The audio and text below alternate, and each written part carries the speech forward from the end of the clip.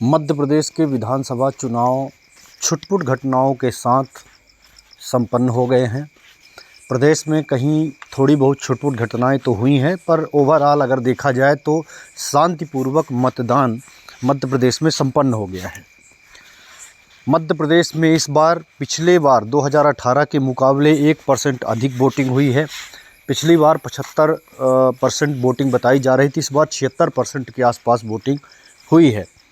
तो इस बार जो है पिछली बार की ही तरह वोटिंग हुई है, 1% इस बार अधिक वोटिंग बताई जा रही है। पर जो सबसे बड़ा यहाँ पे जो चौंकाने वाला नतीजा सामने आ रहा है, जो राजनीतिक विश्लेषक जिसे कहते हैं कि महिलाओं की वोटिंग 10%, 8 से 10% हर विधानसभा में अधिक हुई है। तो क्या जो मुख्यमंत्री लाडली बहना योजना हुई थी, कई राजनीतिक विश्लेषक ऐसा कहते हैं कि इस लाडली बहना योजना का फैक्टर बहुत काम आया है और जितनी भी बहनें हैं जम के मतदान की हैं।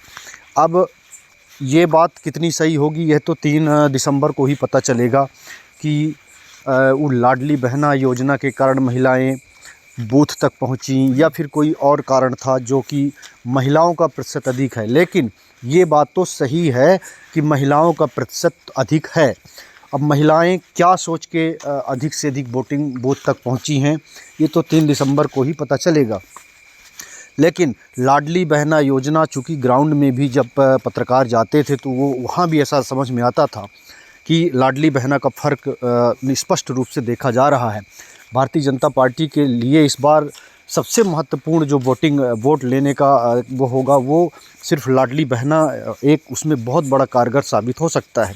तो अब देखना होगा कि 3 दिसंबर को रिज़ल्ट आते हैं तो क्या ये लाडली बहना के रूप में जो महिलाओं की अधिक वोटिंग हुई है, क्या ये लाडली बहनाओं के वोट हैं और ये लाडली बहना क्या भारतीय जनता पार्टी को वोट की हैं या कांग्रेस को वोट की हैं, ये तो क्लियर नहीं है। लेकिन भारतीय जनता पार्टी को के जो नेता हैं वो इस बात से बहुत आश्वस्त हैं कि ये लाडली बहना के ही वोट हैं और हमारी सरकार इस बार निश्चित रूप से बनेगी।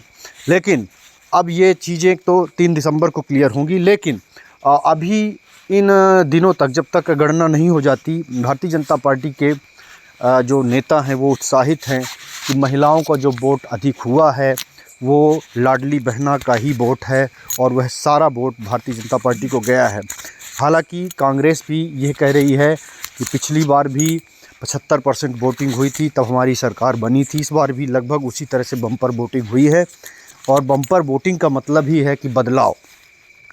तो कांग्रेस एक तरफ कह रही है कि बदलाव होगा।